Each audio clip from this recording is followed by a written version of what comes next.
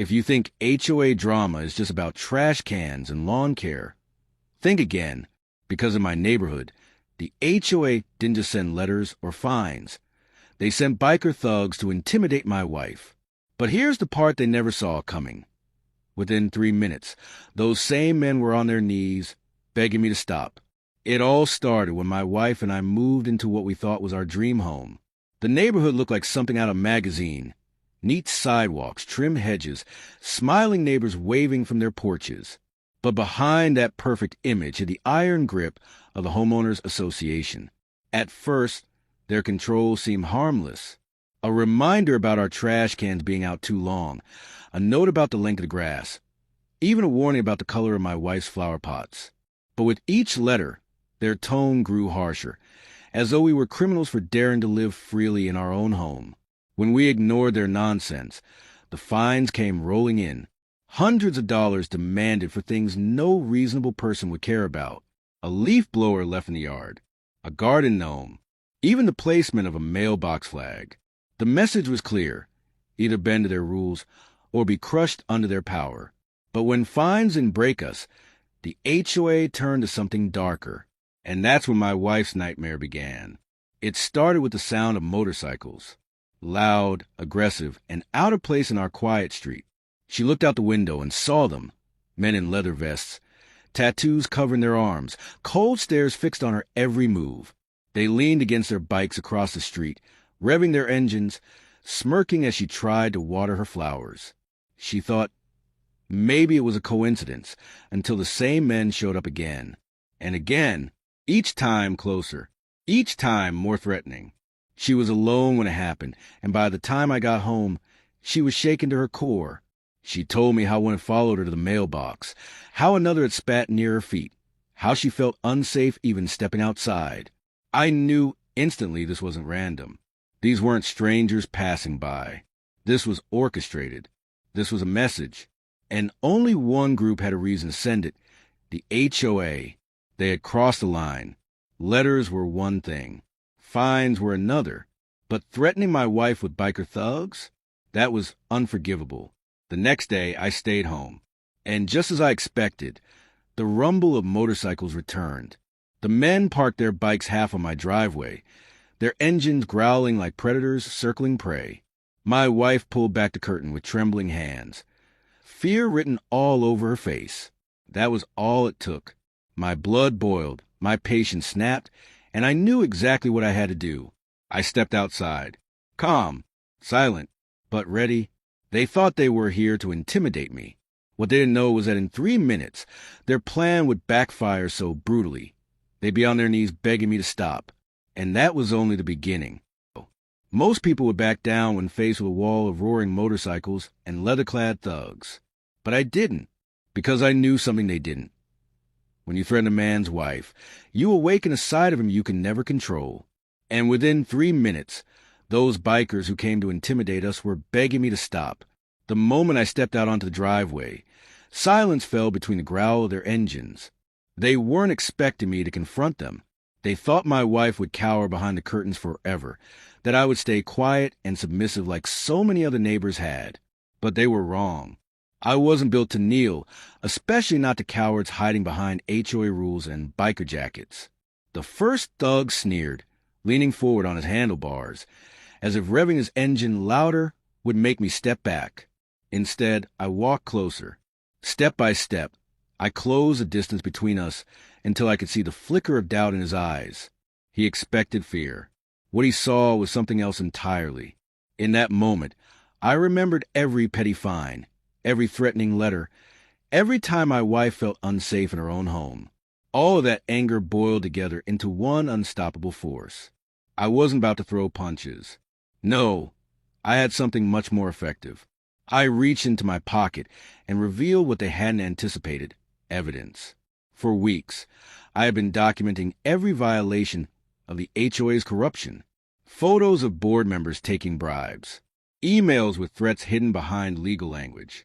And now, these bikers standing in front of my house were about to become the last piece of the puzzle. While they grinned and tried to play tough, I calmly lifted my phone and started recording. Their faces, their bikes, their threats, Every second was captured. They realized too late what was happening. They had been sent to scare me, but instead, they had just stepped into the spotlight of undeniable evidence. The leader growled something under his breath and stepped off his bike, but I didn't flinch. Instead, I spoke clearly for the camera, naming the HOA, the harassment, and the thugs they had hired. My voice carried across the street, loud enough for neighbors to hear. Curtains shifted. Doors opened. People were watching. Suddenly, the intimidation turned into exposure. Within minutes, their arrogance cracked. One tried to block my phone. Another tried to mutter excuses. But the more they squirmed, the deeper they dug themselves. They realized that I wasn't just standing my ground. I was dismantling their plan in real time. And with the neighborhood watching, their power was gone. That's when the begging began. They tried to reason with me. They tried to convince me not to post a video, not to call the police, not to destroy their reputation. But it was too late.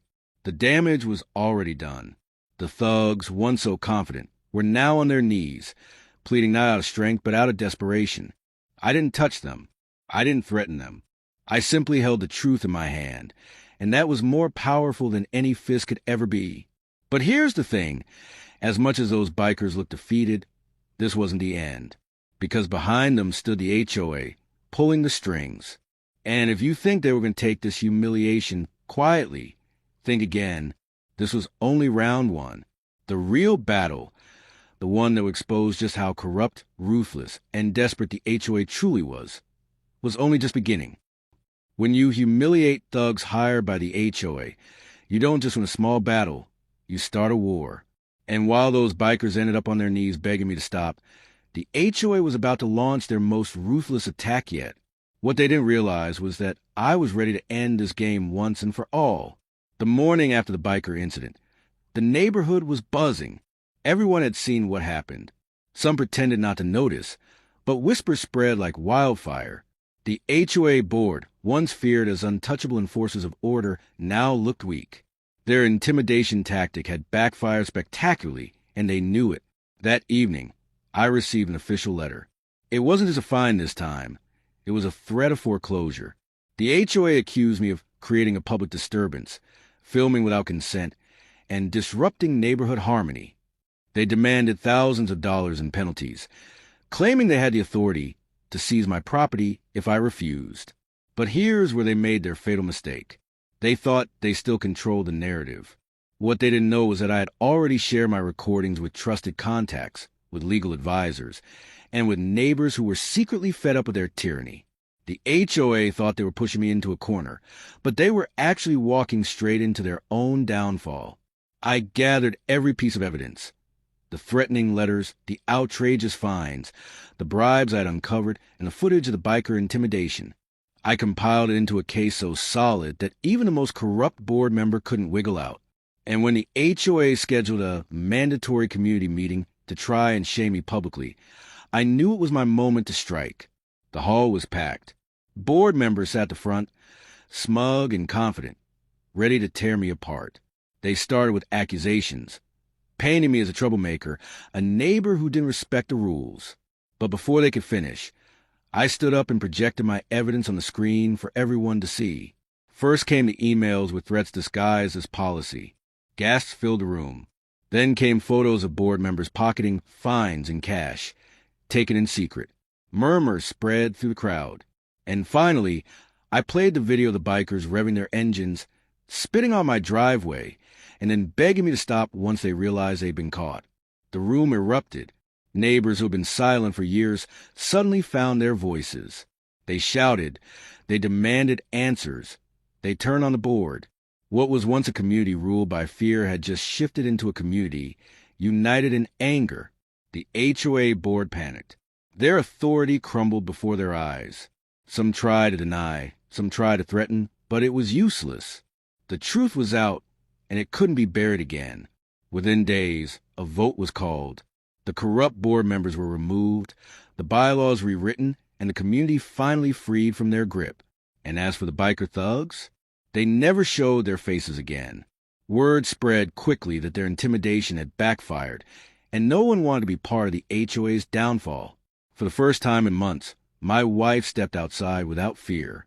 She watered her flowers, waved to neighbors, and smiled the way she used to. Peace had returned, but only because we fought back when it mattered most. So here's the lesson. HOAs, bullies, and those who abuse power all rely on silence. They thrive when people bow their heads and comply. But the moment you shine a light on their corruption, they fall apart faster than anyone expects. And if you enjoyed hearing how this story unfolded, don't forget, there are more stories like this, and every one of them will leave you stunned. So hit that subscribe button, join this community, and never miss the next jaw-dropping HOA drama.